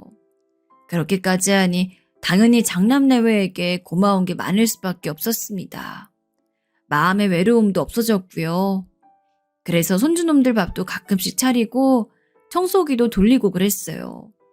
며느리가 어머니, 안 그러셔도 돼요. 편히 계세요. 하고 말하긴 했지만 전 이게 마음이 편하다며 손살을 치곤 했어요. 그렇게 몇 달을 지냈더니 처음에는 조금 어색하던 집도 이젠 익숙하고 그러더라고요. 그러던 어느 날, 원래 같았으면 진즉 귀가하고도 남았을 아들이 늦게 오더라고요. 며느리에게 물어봐도 글쎄요, 오늘 야근한다고 그랬었나? 하면서 모르는 눈치고 근래 들어 그렇게까지 늦게 들어온 적이 없었기 때문에 전 자연스럽게 걱정이 됐습니다. 며느리 일을 나가야 하기 때문에 먼저 재우고 저 혼자서 새벽까지 깨어있는데 한 2시에서 3시가 될 무렵 아들이 들어왔어요. 잔뜩 술에 취해 있는 상황이었죠. 평소 술도 잘 안 먹는 녀석이 웬일인가 했습니다. 근데 장남이 거실에 앉아있는 저를 보더니 갑자기 눈물을 펑펑 흘리는 겁니다. 너무 깜짝 놀라가지고 다가가서 왜? 무슨 일이냐? 라며 달래려 들었는데 아들 녀석은 입술을 꽉 깨물면서 울기 바빴어요. 나이도 50은 넘게 먹은 녀석이 뭐가 이리 슬픈 일이 있어 눈물을 흘리는지 간신히 진정시키고 거실에 마주 앉아서 이야기를 나누었습니다. 너 요새 뭐 힘든 일 있니? 평생 술도 한번 제대로 안 마셔본 놈이 이렇게까지 취해가지고 새벽에 들어오고 엄마한테 다 말해봐라. 무슨 일 있는 거 맞지? 어머니, 어디서부터 말해야 할지 모르겠어요. 근데 털어놓을 사람이 없어서 저 사실은요. 아들은 제 앞에서 길고 긴 이야기를 꺼냈습니다. 회사를 잘 다니고 있던 아들은 몇 달 전부터 회사를 그만두고 자기 사업을 할 생각으로 사업 준비를 하고 있었다고 하더군요. 생각보다 점점 규모가 커져 이젠 제대로 들어가서 일을 그만두고 사업에 집중해야 할 시기라고 생각이 되어 사직서까지 내고 추가적인 투자를 좀 받아보려고 여기저기 알아보고 있었다고 해요. 근데 그러던 와중 함께 사업을 하기로 했던 친구가 중요한 자료를 빼가지고 도망을 갔다고 하더라고요. 덕분에 상승 궤도에 거의 들어섰던 사업이 사실상 망하게 생겨 그 충격으로 밤늦은 시간까지 술을 마시고 한탄을 하다 온 거였습니다. 어머니, 아내에겐 비밀로 해주세요. 아셨죠? 제발 부탁드려요. 면목이 없어 그래요. 그래도 민수야, 언제까지 속일 수 있을 것 같으냐? 며느라가에게 말을 해야지. 안 돼요, 엄마. 허나 아들은 고개를 가르저었어요. 차마 말하지 못하겠다 하더군요. 딱 보니 이혼당할까 걱정한 눈치였습니다. 결국 제가 아들에게 바라는 게 있냐 물어봤어요. 아들이 이런 처지니 무엇이라도 제가 해줄 수 있는 게 있을 것 같았지요. 어머니, 이런 말하는 거 정말 염치없지만 저 좀 도와주실 수 있으세요? 사업 잘 되면 제가 꼭 다 갚을게요. 아직 애들도 어린데 저 이대로 무너질 수 없어요. 어머니, 저 좀 제발 살려주세요. 철이 든 후엔 한평생 살면서 저한테 돈 달란 소리 한 번도 안 했던 장남입니다. 근데 얼마나 힘들었으면 50살이 넘어 늙은 애미한테 안겨 펑펑 우는 장남을 보고 있자니 가슴이 심하게 요동쳤습니다. 안쓰럽고 짠하고 그날 밤 저는 장남을 꽉 껴안아주고 다독여줬어요. 얘야, 사람이라면 누구나 실패하고 그러면서 크는 거야. 너도 지금 그 시기를 만난 것 뿐이니 액땜했다 생각하고 엄마가 도와줄 테니까 한번 다시 잘해보거라. 알았지? 어머니, 죄송해요. 이 돈을 제가 받아도 될지 모르겠어요. 아니야. 엄마가 주는 돈이니 받아도 돼. 우리 아들 믿고 주는 돈이야. 그러니 잘해봐. 제가 남편을 잃고 혼자 외로워하며 힘들었을 때 장남이 도와줬던 것들이 스쳐 지나가기도 하고 아직 어린 손주들을 보고 있자니 장남의 성공을 도와야만 했습니다. 그래서 이전에 살던 아파트 판돈 9억을 아들에게 넘겨주었어요. 아들은 그런 제 앞에서 무릎을 꿇고 연신 고맙다고 자기가 정말 잘하겠다며 또다시 재차 눈물을 흘렸습니다. 그리고 저는 조용히 그런 아들의 등을 토닥거렸어요. 그 9억을 넘겨준 뒤 확실히 장남은 이전보다 훨씬 더 편해진 얼굴이었습니다. 하지만 그것과는 별개로 이상한 일이 생겼어요. 분명 그전까지만 해도 저한텐 죽고 못 살듯 잘해주던 아들과 며느리가 저를 대하는 태도가 달라지는 겁니다. 시작은 무척이나 작은 것이었어요. 어차피 다 늙어서 할 일도 없고 그렇다고 해서 매일같이 만나고 싶을 만한 친구가 동네에 있는 것도 아니라 저는 늘 평일이나 주말이나 오후 늦지막한 시간까지 잠을 잤습니다. 그래서 보통 며느리는 자기들이 먼저 밥을 먹고 제가 일어났을 시간에 맞춰 한 번 더 밥을 차리곤 했어요. 그런데 평소에 전혀 그런 말 안 하다가 그날도 여느 때처럼 오후 4시쯤 기상을 해가지고 밥을 먹기 위해 거실에 나가는데 며느리가 저한테 그러더라고요.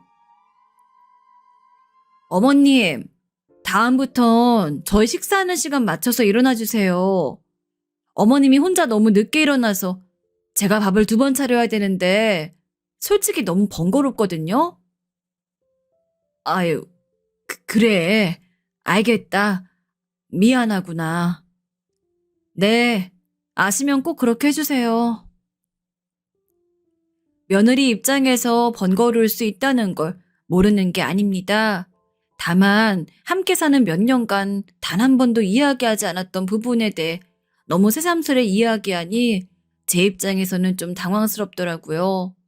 그리고 왠지 모르게 서운하더군요. 그래도 며느리가 불편하다고 한 만큼 알았다고 하고서 이후부턴 시간에 맞춰 일어나가지고 일찍 밥을 먹고 잠이 모자라면 그 이후에 자고 그랬습니다. 하지만 거기서 그치지 않았어요. 어머님, 제가 검은 옷 빨래는 따로 놓으라고 말씀드렸잖아요. 계속 세탁기 안에 넣어주시면 어떡해요? 어머님 자꾸 이러시면 제가 계속 쓸데없이 2번, 3번 일해야 되잖아요. 대체 언제쯤이면 제 말을 알아들으시는 거예요? 정말 귀가 먹으신 것도 아니고. 전엔 애초에 말조차 꺼내지 않았을 것들을 가지고 며느리가 과하게 언성을 높이는 일들이 많았습니다. 그렇다고 해서 장남한테 호소할 분위기도 아니었습니다. 평소에 집에 들어오면 장남이 와가지고는 늘 저한테 말도 걸고 오늘 뭐 하셨냐, 뭐 드셨냐 이런 거 묻고 그랬는데 이젠 집에 와서 저를 보더라도 흘끗 눈길만 주곤 아무 말도 거의 없는 사람인 것처럼 굴더라고요. 도저히 이 분위기를 적응할 수가 없었습니다. 거기다 어느 날은 너무도 마음에 상처가 되는 일마저 겪게 되었어요. 어느 날은 제가 냉장고에 있던 곶감을 거실에 앉아 먹고 있는데 갑자기 저들끼리 외식을 다녀온 아들과 며느리가 하하호호 웃으며 집에 들어오더니 그런 저를 보다 인상을 팍 찌푸리며 소리를 퍽 지르는 게 아니겠어요? 어머니, 그거 다 먹으시면 어떡해요? 그거 민수 씨랑 우리 아들 주려고 제가 남겨놓은 거란 말이에요. 아니, 나는 냉장고에 있길래.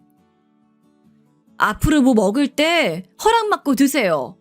정말 짜증나 죽겠네. 내가 왜 이런 것까지 일일이 신경 써야 해? 자기야. 아이, 미안해. 신경 쓰지 마.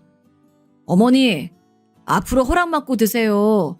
나이 들어도 그 정도는 하실 줄 알잖아요. 너무 기가 막혀 말도 나오지 않았어요. 어떻게 곶감 하나 먹었다고 늙은 시애미한테 그런 말까지 할 수 있는 거랍니까? 순간 저도 모르게 울컥해서 아들의 얼굴을 바라보았지만 아들은 절 지나쳐서 아무렇지 않은 얼굴로 자기 방으로 쏙 들어가 버리더라고요.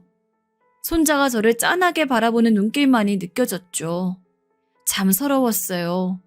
그날 전 분을 사귀지 못하고 잠도 자지 못한 채 혼자 몇 시간을 씩씩거렸지만 그래도 화는 가라앉지 않았습니다. 게다가 그걸로도 모자라서 아들이 제게 말도 안 되는 이야기까지 하더라고요.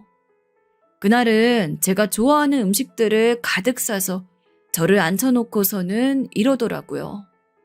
참 그 말을 듣고 얼마나 눈물이 나던지. 문득 떠나간 남편이 너무도 생각이 나더랍니다. 남편이 있었다면 이런 취급은 받지 않았을 텐데. 어머니, 요양원에 가면 어머니랑 함께 어울려 놀 만한 친구분들 많을 텐데. 하루 종일 저희 없이 집에 계시는 것보단 요양원에 가서 사는 게 더 낫지 않을까요? 그리고 솔직히 이제 어머니도 아버지 돌아가신 아픔도 많이 없어졌을 거고 요양원 쪽에 가서 사시는 것도 한번 긍정적으로 생각해 보시면 좋을 것 같아요. 뭐라고? 나보고 지금 요양원에 가라는 거니? 내가 치매 환자도 아닌데 왜 요양원에 들어가야 하냐? 아니요, 어머니. 요양원은 꼭 치매여야 가는 곳이 아니에요. 친구도 사귈 수 있고 좋다니까요. 시설도 얼마나 좋은지 몰라요. 아무리 제가 늙고 힘이 없다곤 해도 그래도 죽을 병은 아직 없고 나이에 비해서는 건강하며 몸도 쌩쌩한데 아무리 생각해도 그때 그 9억을 준 뒤로 모든 것이 달라졌다는 생각이 없어지지 않았습니다. 너무도 뻔뻔하게 구는 장남을 보니까 화가 머리 끝까지 차오르고 남편과 함께 살았던 그 아파트를 판 게 너무도 후회되었어요. 전 당연히 절대 요양원 같은 건 안 간다고 단호하게 이야기를 했어요. 애초에 혼자 살겠다는 거 데려온 사람이 누구냐? 너 아니냐? 지금 너네가 사정이나 엄청 안 좋으면 또 모를까? 내가 아파트 판 돈 9억까지 줘가지고 여유롭게 살고 있으면서 나를 내쫓겠다는 건 결국에 나한테 돈을 뜯는 게 목적이었던 걸로밖에 생각이 안 든다. 네가 설마 이런 식으로 나올 줄은 꿈에도 몰랐다.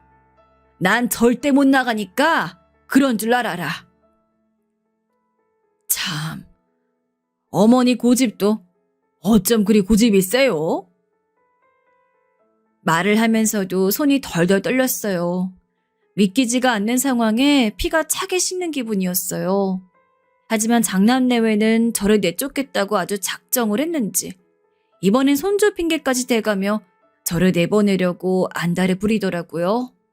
정말 그 모습이 어찌나 악해 보이든지 그때부턴 이것들이 인간으로 보이지도 않았어요. 어머님, 성환이도 지금 공부할 나이 됐어요. 근데 집에 할머니가 맨날 있다고 불편한 모양이에요. 저나 남편이야 일 나갔다 들어오니 원래 같으면 애가 집에 혼자 있으면서 좀 편하게 공부할 수 있는데 지금은 저랑 남편이 나갔다 와도 어머니가 계속 집에 계시니까 공부도 잘 안 된다고 하고 어머님도 우리 성환이 성적 못 나오는 거 바라지 않으시잖아요. 아니면 어머니 욕심 때문에 하나뿐인 큰손주 공부 못해도 괜찮아요? 정말 기가 차는구나. 이젠 화보다 슬픔이 먼저 차올랐어요. 전 며느리 이야기에 정말 밤새 울었습니다. 베개에 얼굴을 묻고 그간의 서러움을 토해내는데 눈물은 그칠 줄 모르고 계속 흘렀어요. 믿었던 아들에게, 며느리에게 배신당했다는 사실이 너무도 상처가 되었어요. 자식에게 버림받는 부모 이야기는 TV 뉴스에서나 봤는데 이런 일이 내게도 일어났다니 제 인생 전체가 잘못 살아온 것처럼 느껴졌습니다. 그 이후로 장남과 며느리는 이전보다 더욱더 저를 꿔다 놓은 보리자루 취급을 하고 제대로 밥도 챙겨주지 않았습니다. 서럽고 서러워서 일부러 제가 굶은 적도 많습니다. 하지만 예의상으로라도 식사할 거냔 물음조차 안 하더라고요. 괜히 다른 자식들 신경 쓸까봐 미안해서 장남내외가 저를 홀대하기 시작한 이후로도 가끔 둘째나 셋째에게 연락이 오면 잘 지내는 척 하고 있었는데 이젠 그러기도 너무 힘이 들었습니다. 그래서 참다가 둘째 아들한테 전화해서 모든 것을 털어놓았어요. 나 이젠 여기 더 이상 못 있겠다. 내가 너랑 막내 신경 쓸까봐 일부러 다 괜찮은 척하고 이야기 안 했는데 도저히 서러워서 살 수가 없어. 어미로서 이런 이야기하기 너무 미안하고 부끄럽지만. 네? 그런 일이 있었어요? 그런데 그 전화를 한 후 둘째는 곧바로 화가 난 얼굴로 장남네 집에 찾아왔습니다. 소리 지르며 화를 내는 둘째와 뻔뻔하게 그에 응대하는 장남내외 덕에 집이 아주 아수라장이었어요. 둘째는 둘째대로 절 이런 취급한 장남에게 형은 진짜 인간도 아니다라며 이를 갈았고, 장남은 장남대로 어머니 한번 모시지 않은 놈이 왜 나한테 이래라 저래라야 라며 화를 냈습니다. 둘째는 첫째와 말 섞을 가치도 못 느꼈는지 곧이어 제 손을 잡더니 엄마 일로 오세요 하곤 얼른 자기 집으로 데려왔어요. 둘째 내외 집에 가서도 마음이 편하지 않았지만 둘째 애들은 저를 정말 정성껏 모셨어요. 제가 한번 그런 일을 당해 상처가 깊다는 걸 알았는지 둘째는 직장을 다녀오면 한시도 제 곁을 떠나려 하지 않고 저를 보살폈어요. 그러면서 엄마, 형은 잊어요.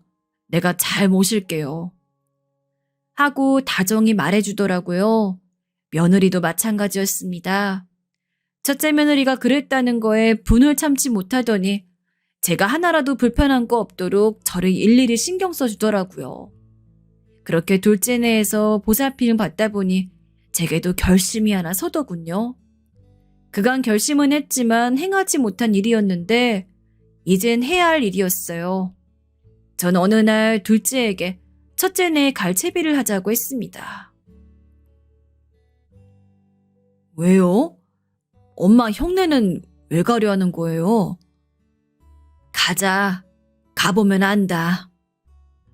전 그 말만 남기고는 둘째를 이끌고 첫째 내로 갔어요. 역시나 첫째 내는 제가 없어 신이 나 있었는데 갑자기 집에 들이닥치니 싫었는지 표정이 확 구겨졌어요. 아니 엄마, 무슨 일이에요? 무슨 일이긴? 너랑 할 얘기가 있어서 왔다. 저에게 할 얘기요? 뭔데요? 어머니, 저희 외식 가야 해서 얼른 나가봐야 해요. 5분 내로 끝내주세요. 그래, 5분 내로 끝내줄 테니 걱정하지 말아라. 첫째 내가 돈을 가로채고도 부끄러움 모르고 그러고 있는 콩가루 같은 꼴을 보고 있자니 이제는 정말 저로서도 한계였습니다. 저는 곧바로 장남 녀석의 뺨을 크게 한 대 날렸습니다. 너는 이 늙은 어미를 버렸다. 네가 얼마나 호시탐탐 나랑 네 아비 살던 아파트를 노렸는지 내 아주 뼈저리게 느꼈다.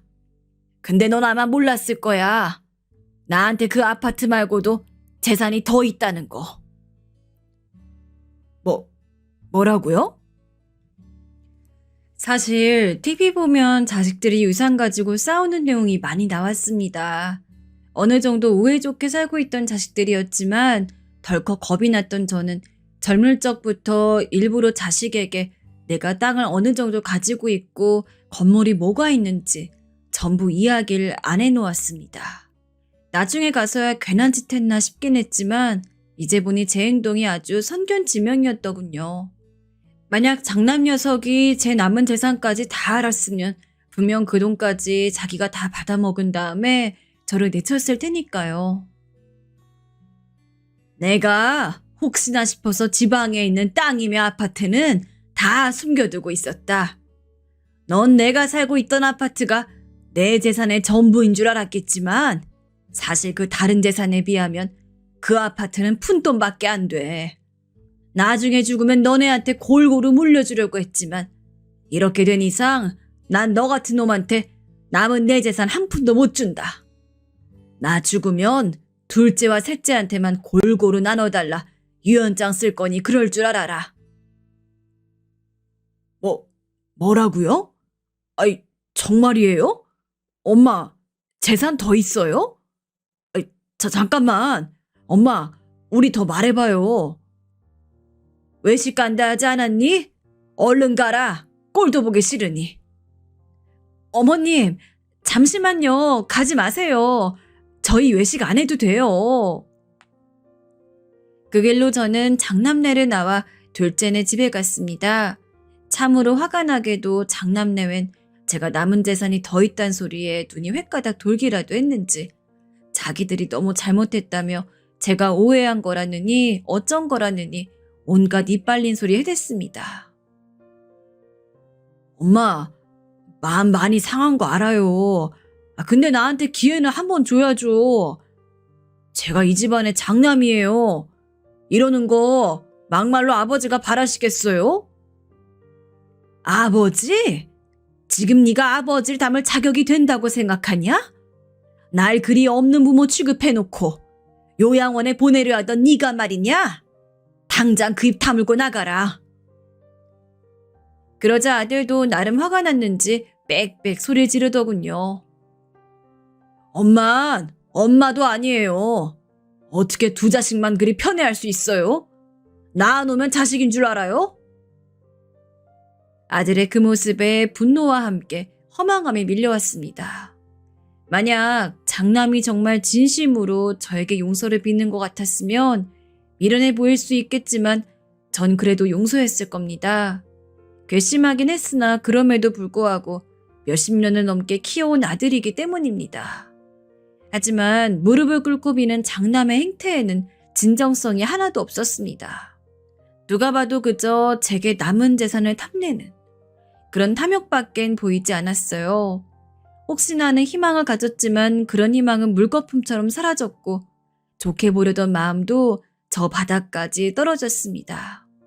이젠 정말 남남으로 살 생각으로 장남네의 번호도 다 차단을 해두었고 셋째에게도 전화해서 너희 첫째 오빠랑 나 연 끊었다 라며 못을 박았습니다.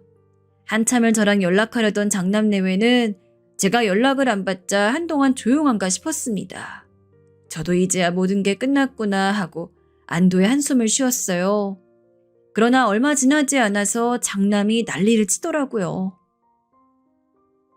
엄마, 형이 얼마 전에 회사에 찾아왔었어. 아니, 그 녀석이 무슨 이유로 네 회사에 찾아가? 엄마가 가지고 있는 재산 이야기를 하더라. 장남이 아예 둘째 회사에 찾아와가지고 난 이렇게 못 끝내. 어머니 재산 나도 분명히 소유권 있어. 그러니까 너 혹여나 너랑 막내만 재산 타먹을 생각하지도 마라. 나 소송 준비할 거니까. 라며 으름장을 놓고 갔답니다. 둘째 녀석 이야기를 가만히 듣고 있는데 자식 녀석의 밑바닥까지 엿본 기분이었습니다. 그 이후 정말로 소송에서 이기기라도 해 제 재산을 조금이라도 가져가게 될까봐 저도 지금 나름대로 대책을 세우고 있어요. 솔직히 진지하게 대비를 하면서도 제가 이런 고민을 하고 있고 장남이 재산 가져가는 것을 막기 위한 방비를 하고 있다는 이 사실조차도 너무 허탈하고 속이 상합니다. 긴 시간 정말로 자식들만 위해서 살아왔다고 자부하고 그 와중에도 올바르게 키우기 위해 신경 써 훈육했다고 생각했는데 그렇게 헌신짝 버리듯이 버리는 자식놈이 설마 제 자식일 줄은 꿈에도 몰랐습니다. 텔레비전에서 가끔 그런 이야기가 나오면 맨날 혀를 차며 저 부모는 얼마나 부모 노릇을 제대로 못했길래 자식한테 저런 취급을 받나 싶었는데 모르겠네요. 둘째와 셋째는 제 잘못이 아니라고 위로해주지만 그 마음이 고마운 한편 장남으로 인해 생긴 상처는 쉬이 낫지 않습니다. 그리고 여러분, 제가 이런 말하기 못하긴 하지만 재산은 살아생전 자식에게 주는 게 아닌 것 같아요. 저는 거짓 눈물로 속아서 이런 꼴을 당했지만 여러분들이 힘들게 모은 돈 차라리 다 쓰고 죽으세요. 그게 가장 현명한 일입니다. 자식은 대학교까지 가르쳤으면 그걸로 족하다는 생각이 드네요. 이 글 보고 미련하다고 하실 분들이 많을 것 같습니다. 맞습니다. 저 미련해서 이런 꼴로 살고 있으니 제 사연 보시는 분들은 현명한 선택하시길 바랍니다. 감사합니다.